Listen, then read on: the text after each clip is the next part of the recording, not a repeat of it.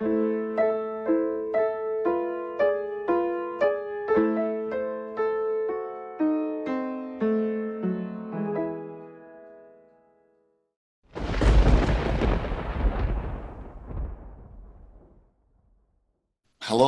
my name is Len, and I'm your host of Targeted Justice v. Garland, a podcast about an extraordinary lawsuit.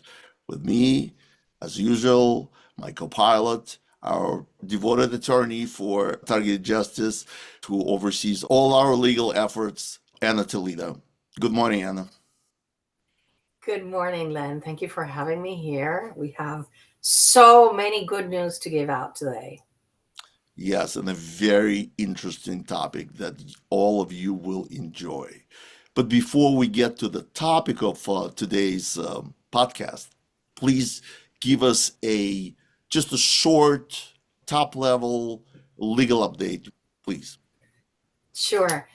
First of all, I'm going to give the legal update, but stay tuned because at the end, we're going to discuss the rally we're going to hold in Colorado for TI Day. It's going to be a 3-day jam-packed event that we are in the works. Targeted Justice is in the process of planning, and we want to bring together our entire targeted community to make its voice heard in the entire nation. So please stay tuned. So regarding the legal update, well, the Targeted Justice v. Garland, I am in the process of preparing the certiorari to be filed in the Supreme Court. That is, for me, for any attorney, it's an opportunity of a lifetime because it's like I have said before, actors want to go to Broadway. Well, this provides me an amazing opportunity to represent this entire community because, as we have said again, it's not just 18 plaintiffs. So I'm working on that. I have 3 months to do that. That is not something you do in a rush. And then we also have pending the case that we sought under the Freedom of Information Act, information regarding the FBI's negligence in the and records demonstrating that they do not carry out their functions and their responsibilities as they should. That one, we just opposed a motion for protective order because the FBI obviously does not want to carry out engage in discovery. They don't want to provide it. It's all like, we don't want to accept or deny any existence of any record. Well, the same, they're trying to do a parallel of that in the judicial realm, except that it's a different realm. And like Mr. Said said in the hearings that we're going to discuss in a little while, it is time for the United States government, including its judiciary, to place themselves on the right side of history. And this is the moment. Yes, I want to emphasize something. Just like you are asking the judiciary branch of our government to be on the right side of history, let's send the same message to the leaders in the TI community. We targeted individuals are being defamed by the government, but it hurts even more when we are defamed by our colleagues, our brothers and sisters, leaders in the TI community. And that hurts us not only emotionally, it hurts us financially. We're facing the fight of our life, and an expensive one. So let's change the tone and let's work toward common mission. Don't meddle with a fight that will end up in our freedom. All right, that's all I have. Let's get to the topic of today's program. Today, we will be having a breakdown of Homeland Security Committee hearing called Silent Weapons, Examining Foreign Anomalous Health Incidents Targeting Americans in the Homeland. My first comment is that the very name of the hearing already gives out the answer. It's foreign. By the way, anomalous health incidents is a misnomer. I much prefer neurostrike, the term that Robert McRae offered. But nevertheless, the answer is already in the name. So they're going to present information supporting this conclusion. So I have a problem with that. There were three witnesses in the hearing. Greg Ed Green, he is a retired lieutenant colonel of the United States Army. He worked in the intelligence. He was a part of the Havana Syndrome investigation. And these days, he's the CEO and founder of Advanced Echelon LLC. Second witness is a journalist, Krista Grozev, lead investigative journalist of The Insider, Der Spiegel, and Bellingcat. His investigative work went into the article in The Insider. The collaboration with CBS produced the 60 Minutes about the Russian revelations, the role of Russian spies in the AHI. And finally, Mark Zaid, an attorney who works with the government employees affected with AHI and with whistleblowers. So he has very interesting things to say. I recently criticized Mark Zaid for not collaborating with the non-government AHI or Strike victims, because we've got some information that would be helpful to his clients, for example, in establishing a diagnosis. But he always said, I only work, this is my venue, this is my niche, I only work with the government employees. Yes, but it doesn't mean that you cannot collaborate with the non-government employees. For example, the statement that he put out about the fraudulent NIH study, we, the non-government AHI victims, have found the right method to show neurological disruption, because fMRI does not necessarily show the function. It's an indirect method, but so we found a direct method to show neurological disruption. And that's what AHI, aka neurostrikes, does. I have comments. We'll go down the line. I think that Mr. Ed Green, he was asked about not about civilians, non-governmental employees, and he knows a lot about of the information. So his testimony, as well as Mr. Zaid, was very valuable to me. The journalist, I believe he wants to push the "It's Russia" agenda, but I might be mistaken. Yeah, everybody has some kind of agenda, but you have to be fair and reasonable. So, for example, putting an answer in the name of the hearing makes the hearing necessary. We already got the conclusion, and we're just going to support it with evidence. Yeah, but the good thing is that there was a plot twist, because at the end of the hearing, they could not adhere to the title of the hearing because they cannot rule out that it's just foreign adversaries. And I think that's the good part of it, that they went in with a narrative, but there was a plot twist during the hearing. And there was a comment during the hearing by Mark Zaid. He said, yeah, at least some of the AHIs are from the Russian intervention. So that's a big asterisk for me. I'd like to show you what I found out about the company that Mr. Ed Green founded. It's called Advanced Echelon. And when I looked at the website, I found some incredible claims that they're making. So, for example, they said, we know the symptomology along with the required care mechanism and have the tools to hold those responsible accountable to help stop these attacks. That's a huge claim.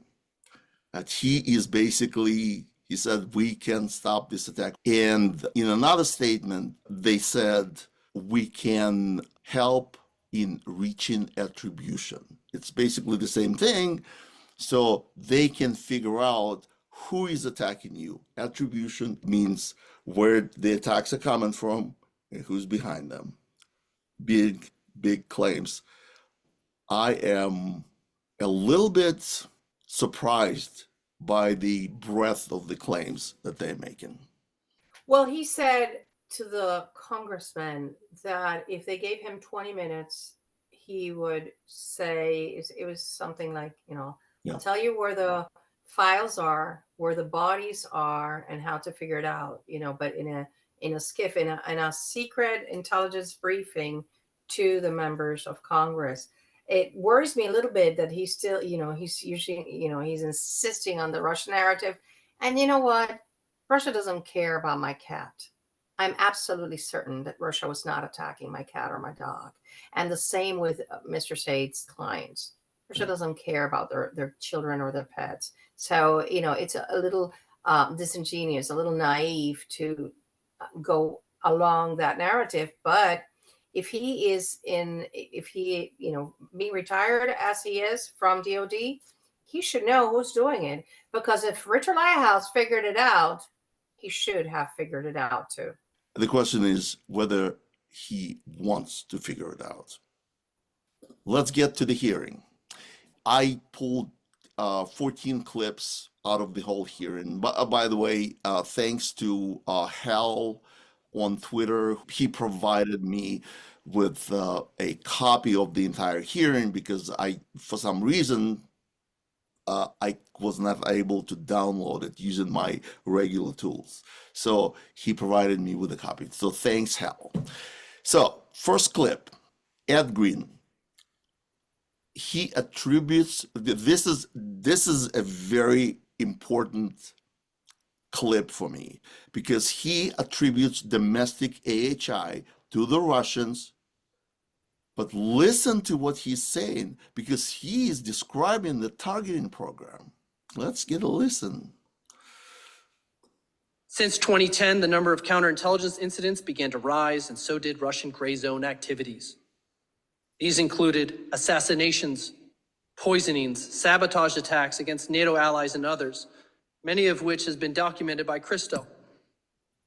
After talking with the survivors who were hit in the US and abroad, I quickly realized these were no longer isolated incidents. There were reports of CI incidents, which included harassment, room intrusions, houses being defiled, tossed, pets poisoned, assaults on our personnel, officers and diplomats being drugged, doxing, families harassed, then an attack via directed energy, a red line to many because of the debilitating nature of these weapons. Families are harassed, and then they attack with microwave energy. So he is talking about events that are much broader than just simply the Neurostrike attacks. The harassment, the defaming, the intrusion, we all know it. This is a part of targeting program. And later he will say that 20 to 30% of in all incidents are domestic. So do you think there's a connection? I'd love for him to explain how the Russians control the fusion centers and Citizen Corp, which perpetrate the break-ins, the illegal break-ins and surveillance and stalking that he describes. I just love to hear that explanation. Yes, this is my favorite argument. There are some technical arguments to show that these are not the Russians, these are not the Chinese, maybe in some cases. But all in all, we know who is doing the work on the ground. It's fusion centers, and to me, fusion centers would not cooperate with the Russians. So it's a mismatch. Let's go further. You remember we talked about the fraudulent NIH study. Mr. Ed Green mentions it. Despite this large body of data, the ODNI said there's nothing to see here. Everything is dismissed. And last month, the NIH said there's no evidence of physical damage despite all survivors reporting the same symptoms. This same study is now under review for its methodology. That's correct. Not the best argument against the NIH study. Yes, it is that bad that the Congress pushed for an investigation, and there is an ongoing investigation into the methodology. So we will be watching out for that.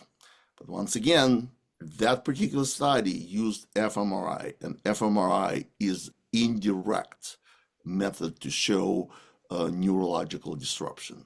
Do you have any comments? Well, Mr. I think it's Fluger, one of the first congressman that did the introduction, he mentioned the National Academies of Sciences study that says that Havana syndrome or anomalous health incidents are consistent with pulsed radio frequency energy. So there's no wheel to be reinvented here, you know.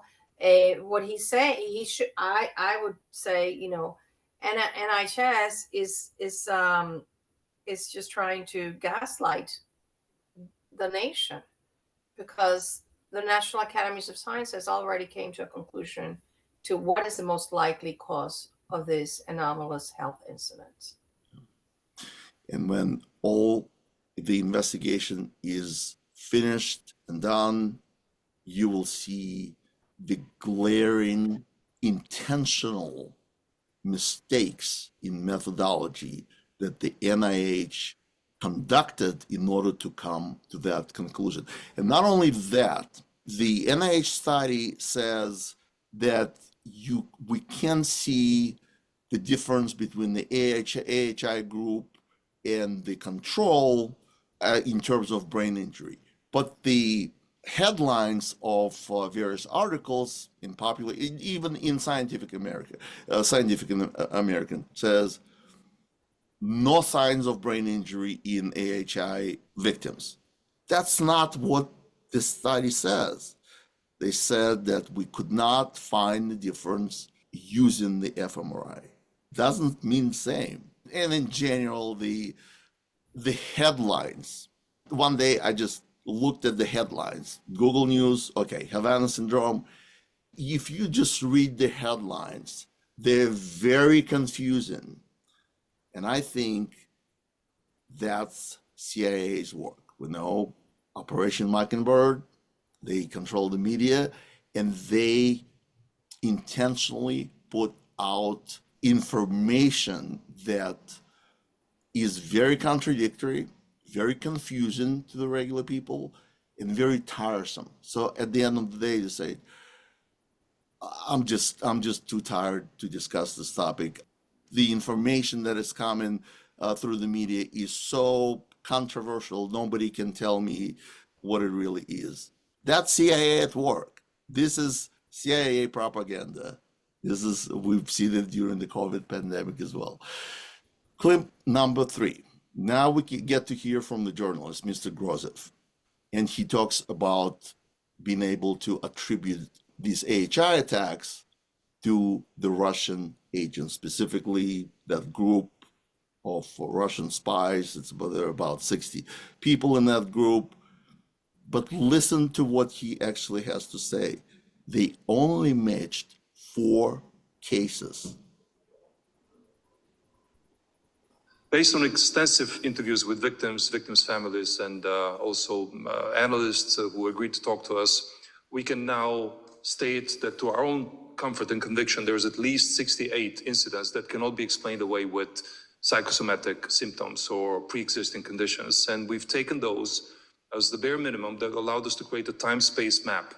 Time-space map that allowed us to geolocate these incidents and further match them to possible travel of potential culprits. And that was an important first part of our investigation. And crucially, we've established that members of this same clandestine unit have traveled extensively around the world under false identities and have been in the proximity of or within feasible reach of confirmed AHI incidents in at least 4 cases, including Frankfurt in 2014, China in 2016 and 17, Tbilisi in 21, and further overlaps of people linked to this unit we've seen in Belgrade and Hanoi.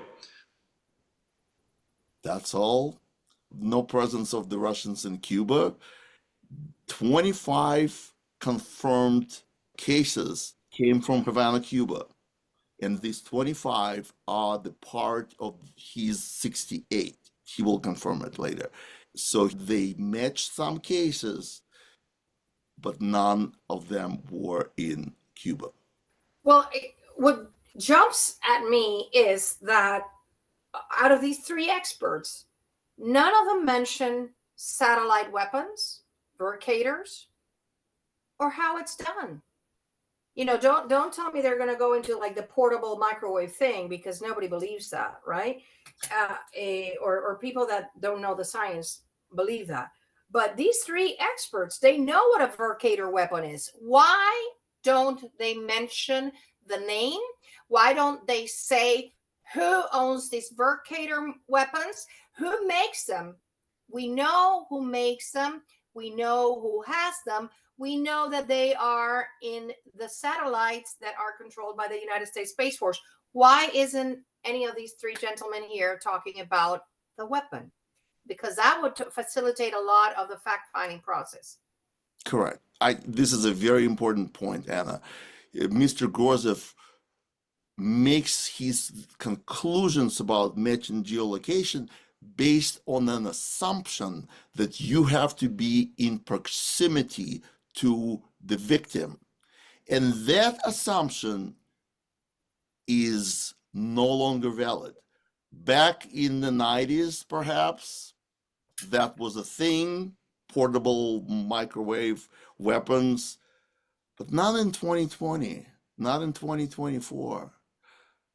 We moved to directed energy weapon systems. They're not just ray guns. Systems means that the sensors are distributed and the weapons are distributed. And it means that you can be anywhere on the planet to attack a certain person anywhere on the planet. So he is basing his investigation on outdated technology and on this specific assumption that you have to be in close proximity. Next comment is from Mr. Zaid. The notion that CIA, he calls it specifically CIA, meddles with the investigation. He's been talking about it for a while, but this is the first time it's been heard at a congressional hearing. And by the way, the reason we have access to this, because this is a public hearing. We know that there's an intelligence committee that investigate AHIs with Marco Rubio, Jean Shaheen, but their AHI hearings are close to the public. This is Homeland Security, and this is an open meeting. So this is why these revelations are so important. Let's have a listen.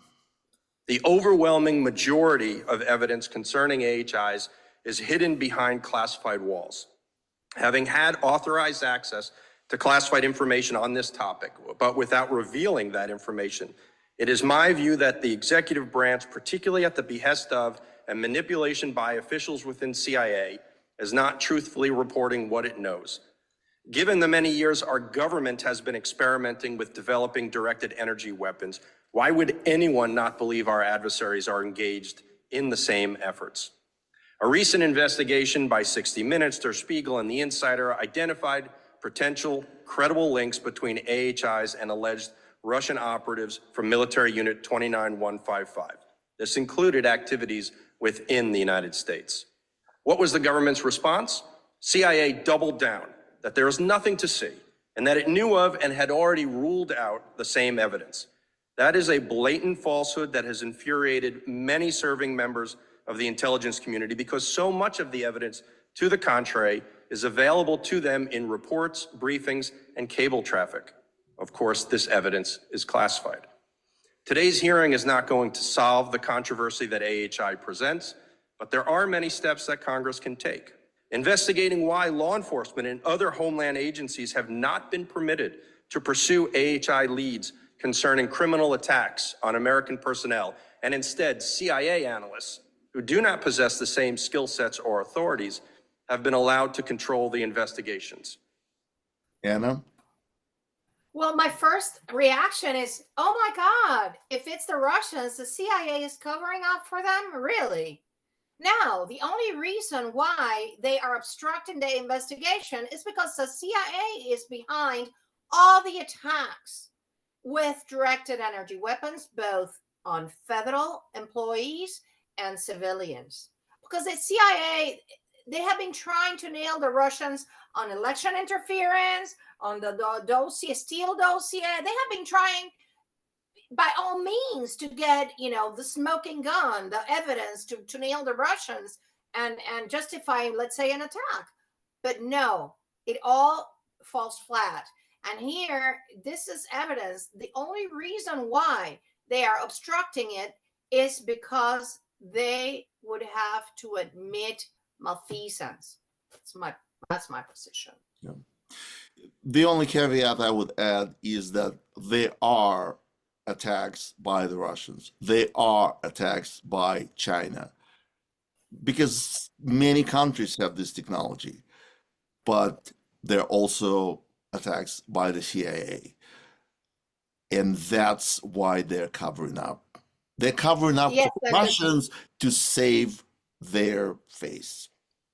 but the important thing here is that it is the United States of America running an illegal program against innocent people, whether it be in retaliation for being whistleblowers, or because people that were in a dispute with a person put them on the program, or for whatever reason. Okay, the program is not run by Russia.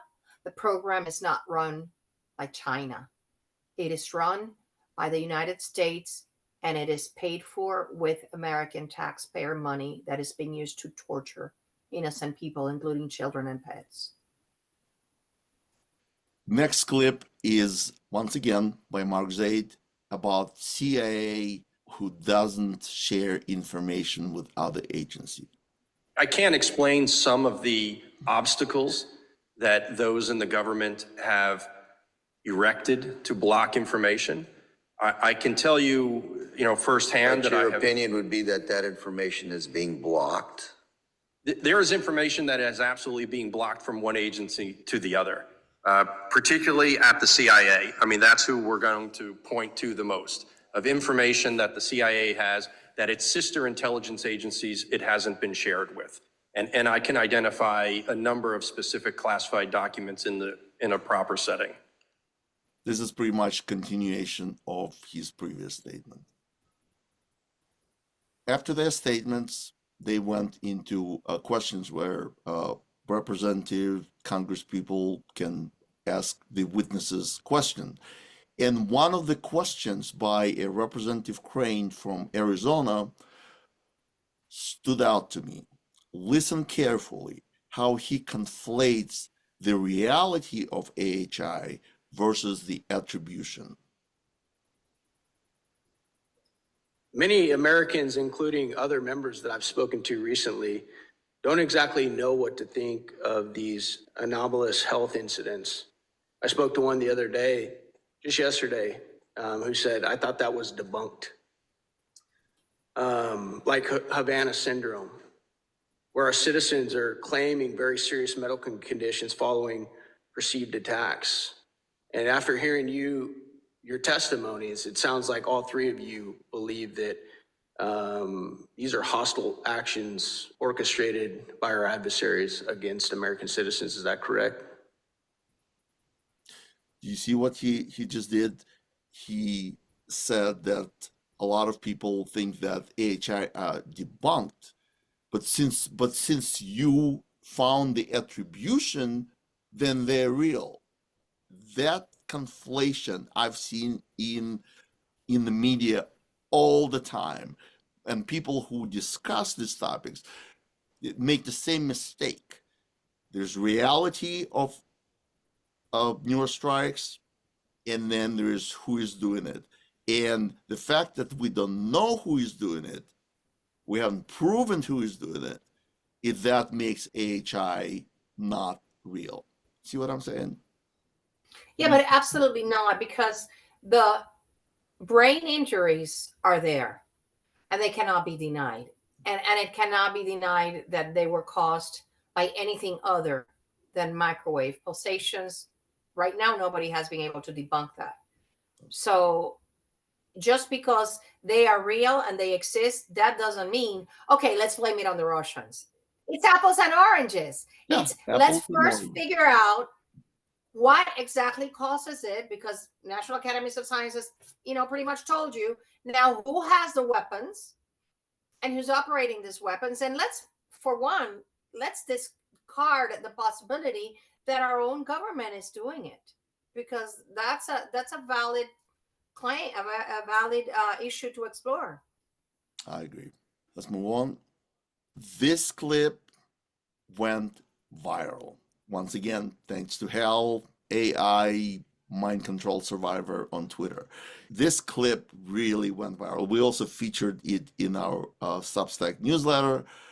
This is an admission that the newer weapons, the weapons that make you crazy or mimic psychiatric disease, are real. Let's listen to it.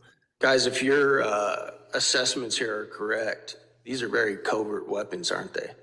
They don't leave behind bomb fragments, bullet holes, etc.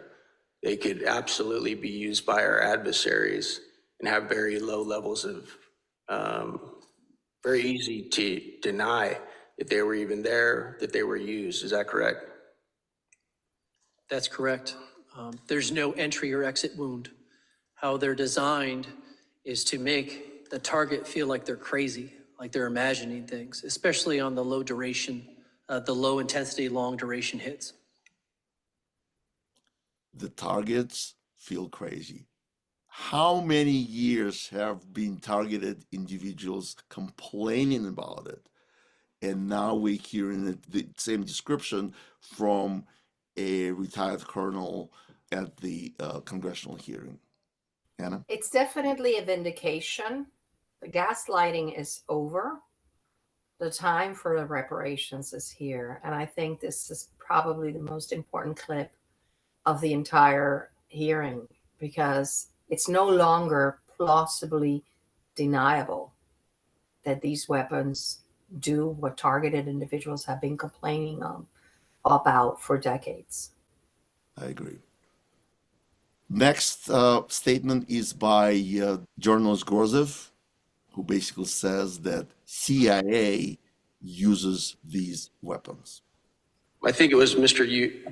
Grozev said, you spoke to a Russian agent who said that they believe that Americans are using these same weapons on them. Is that correct? That is correct, back in the 80s. Might that have something to do with part of the CIA's motive to cover up the existence of this tech and these weapons? That is a very logical possibility. Yeah, this clip speaks for itself. Anna? Well, there's something really important that is not being spoken about, and that it is Russia prohibited 5G technology in their country. We know that 5G antennas are beamforming. They have a beamforming capacity. They are already a weapon, contrary to 3 and 4G that have to be, as we have explained in many times in Targeted Justice, they have to be 4 in a row lined on facing the same direction and weaponized with a patented chip by Ericsson that creates the beamforming technology. So, what is clear to me is that the reason why Russian prohibited the 5G is precisely to protect its population from the attacks, the directed energy weapons attacks carried out by the United States through the use of the cellular tower network. So,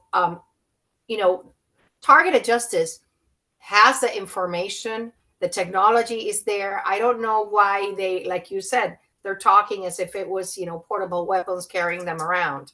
Now, this is much more sophisticated. And all you have to do is see the procurements and the contracts and the proliferation and the market growth of directed energy weapons to realize it's not just, like a little gun that is trafficked in the dark web. Excellent comment. Thank you, Anna. Now, next clip is by Mark Zaid, who acknowledges that they are domestic civilian victims, although he doesn't work with them. Are any of you aware of any reported incidents from individuals who are not members of the United States government, domestically, I should say? I am not, but I will throw a caveat in there. Generally, I only focused on former and current government employees that were attacked. Mr. Zaid, are you?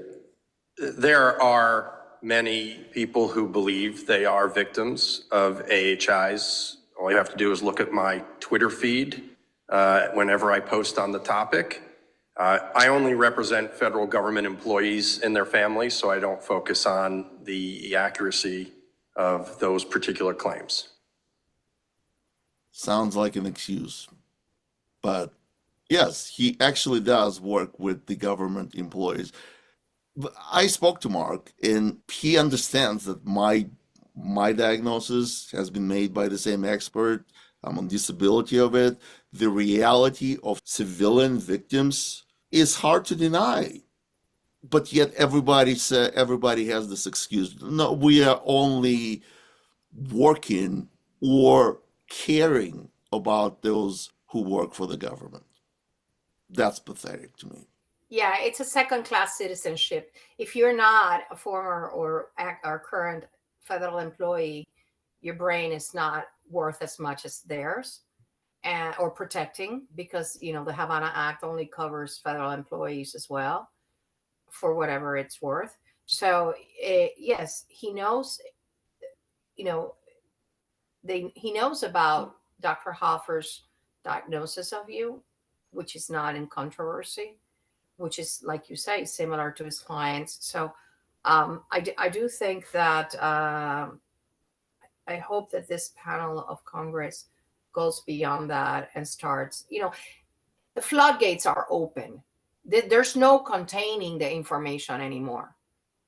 And so it is their duty, like Mr. Said at some point says, to be on the right side of history.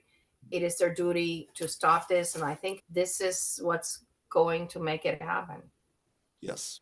It is my strong conviction that these attacks on civilians represent a public health issue. The same opinion that Dr. Giordano expresses in his publications. So if this is a public safety, public health issue, where's the NIH? Where's the CDC? Covering up. Yeah. They're covering up. Exactly. Yeah, let's talk about our children. Let's talk about children that go to school listening to voices and cannot even pay attention to a teacher. Let's talk about children whose brains are being fired, our directed energy weapons are fired at their brains, developing brains. It's just the epidemic of neurological disorders is huge, and they just don't want to look at that. They just don't want to open that can of worms. But they have to stop it now. They have to stop it before more people are affected, more than the hundreds of thousands of people and millions around the world are affected. Couldn't agree more. Next clip is once again about the CIA that ignores validated cases. I'll say just very quickly, finally, they talk about, in particular, I think one of the CIA's public documents, that many of these cases can be explained through environmental factors, pre-existing medical conditions, but they don't explain any of that, which could easily be said in another sentence. The environmental factors include the following, whatever. We looked at prior health conditions, and 85% had football injuries when they played in high school and college. None of that information is in there, which leads one to believe that there's something more. The other thing I'll say just really quickly on that, the news media missed the story on that CIA assessment. They said they looked at more than 1,000 cases and they concluded the vast majority could be explained otherwise. But there are at least 24 cases that even the CIA acknowledges they can't explain away by any other alternative factors. That, to me, is the story that should have been in the New York Times and the Washington Post, Wall Street Journal. that there are 24 cases the CIA can't even explain away. Is that part of your 68, Mr. Grozo? Absolutely, yes. There you go. The 68 that they identified contained the Havana cohort. And Mr. Zaid is absolutely correct. That was the most obvious criticism that the media could have made of the CIA statement. Look, the math is there. The math is there. It's a pink elephant in the living room. CIA will try to continue to deny it, but it's game over for them. In my opinion, this hearing made it very clear that they have to subpoena those officials from the CIA in an intelligence briefing and say, you have to speak, you have to say the truth, and give some of them whistleblower protection, because that's what I don't know if you saw about Dr. Greer and his disclosure project. As of June, I think it's June 20th, Dr. Greer's project there's an agency of the United States that is going to be granting protection to whistleblowers to come forth and reveal all these criminalities going on in the special access projects. So I urge people to check out Dr. Greer's project, sign up for it, and look at those documents in there, because it's outrageous. The document a dump that he has done to create this awareness, and I am absolutely certain. Well, he is targeted individual, and he has said how he gets attacked with microwaves. I am absolutely certain that we're all, all the wheels are turning in the same direction. We have here Mr. Zaid doing his crusade. We have Dr. Greer with his own, and then we have targeted justice. And the important thing is that we all have to row in the same direction. Not a single TI should try to in any way attack or obstruct what we're trying to accomplish here, which is freedom for all. Yes. If you're doing that, you have to ask yourself why. We're moving toward the end. So this is the clip I kind of previously mentioned, that Mr. Ed Green said that 20 to 30% of the cases are domestic. 30%. That's a lot of Russians to conduct those attacks. Let's listen. These numbers and specific locations of attacks are classified, but I can tell you roughly 20 to 30% of the cases that I saw were in the homeland. There you go. He is describing the targeting program. Well, as you know, we have many vets that are targeted individuals and that they have B2K. And it's a real shame that after serving our nation, they have been attacked. We have so many of them, men and women, that are cruelly attacked by these technologies. So I commend Mr. Ed Green, and I hope that he gets to tell the truth in a confidential meeting with the legislators, and because he clearly knows that it's not just the Russians. He talked about motives. I don't know if you have any. Do you have any other clips you're gonna show?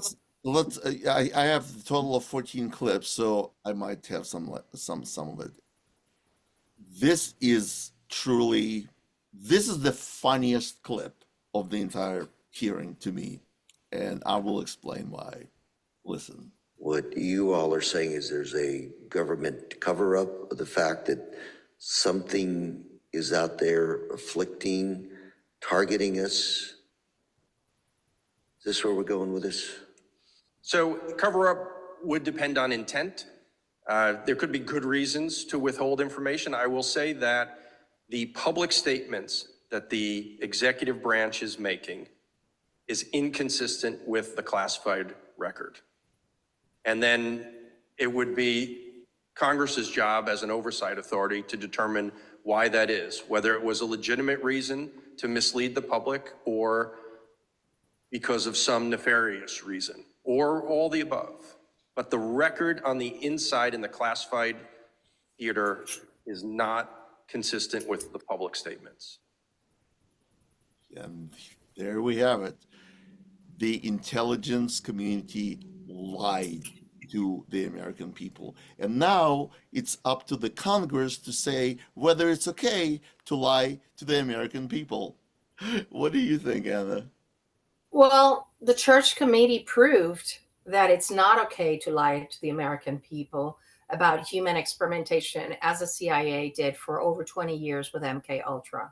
And I think I had my hopes the Jim Jordan committee would uncover this weaponization of government, but I think it's going to be this committee, the one that will uncover the continuation of MK Ultra through the use of directed energy weapons, because Jim Jordan's committee didn't live up to the task of doing that. Yes. So whether the Congress decides that it's okay to lie to the American people, we are already being informed that they lied to us. I think that just closes the conversation. Okay, that's an interesting question. The question was asked whether these weapons can be lethal. Are either of you aware of any individuals who have AHI symptoms have passed away from their ailments? I do. I do. There you have it. Isn't that a public health issue? Brain damage is already an issue, but you can also die from these attacks or their complications. That makes it even more serious. And nobody is paying attention to the civilian victims. That's a shame. Well, the cat is out of the bag, Lynn. I am very grateful that Mr. Said and Ed Green and the journalist testified about it, because there's no putting back the lid on this. It's out, and it's no longer deniable. And my final clip. Mr. Grozov answered the question. Out of three witnesses, he was the only one who actually saw in 1991, so 30 plus years, version of the weapon. Let's have a listen.